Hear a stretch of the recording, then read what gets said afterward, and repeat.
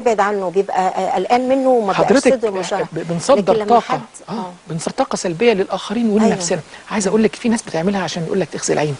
شوفي الناس دي تبقى بنته او ابنه محقق نجاح كبير جدا دراسي وهتصبح ويبارك له، يعني في نوع من المباركه ليه، فهو يقول لك ايه، او هي تقول الستات اكتر في الحته دي شويه، يقول لك ايه، لا ده جالها دور برد من كام يوم، ده اختها مش عارف حصل لها ايه. طب نبدا بالايجابيات وبعدين نحصل بقى بالقران الكريم. انا عايزه اقول لك ازاي وفاء ان دي مش بس بتاثر على الاخر، بتاثر عليها هي شخصيا. هي نفسها بدل ما تحس بنوع من السعاده بتصدر نفسها نوع من الالم ونوع من التعب، وهي نفسها بتتعب.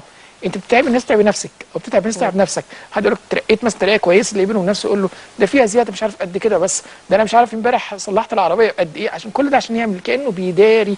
لا، ده انت دلوقتي مش بتصدر بس طاقه سلبيه وكلام سلبي للاخرين زي ما حضرتك قلتي انهم بيهربوا منك بعد كده، ولكن انت كمان بتصدر لنفسك طاقه وشكل سلبي بيأثر على تفكيرك في حياتك. انت عايز ايه؟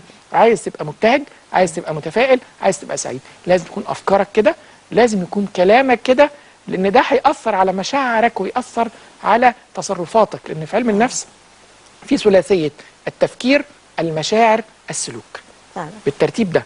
يعني عايز تبقى مشاعرك كويسه، نبدا من التفكير. لازم يكون التفكير ايجابي، التفكير فيه نوع من السعاده، التفكير فيه نوع من التفاؤل، هيأثر على مشاعرك، تبقى المشاعر ايجابيه، المشاعر جميله، المشاعر متفائله، وده هينطبع على سلوكك بعد كده.